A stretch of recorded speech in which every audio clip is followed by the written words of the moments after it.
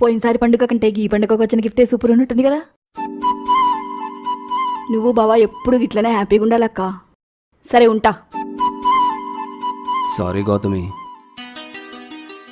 దేనికి సారీ? అందరు మొగలు అలా పెండ్లాంకి గిఫ్ట్లు ఇచ్చినట్టు నేను నీకు గిఫ్ట్లు ఇవ్వలేకపోతున్నా కదా. ఏ హలో, ఏమైంది అట్లా మాట్లాడుతున్నావు?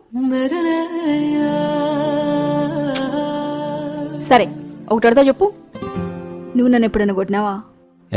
ఎందుకు కొడతాను? పోనీ ఎప్పుడైనా తిట్టినావా? లేదు. కనీసం సూటిపోటి మాటలు కూడా లేదు. మా ఆడోళ్ళకి సొమ్ములు పైసలు కాదు, ప్రేమతో చూసుకునే మొగుడుంటే చాలు. మాతో ప్రేమతో 2 మాటలు మాట్లాడి కలిసి 2 ముద్దలు తింటే చాలు. అదే మస్తు పెద్ద గిఫ్ట్. నువ్వు నాకు అది పుష్కలంగా ఇస్తూనే ఉన్నావు కదా.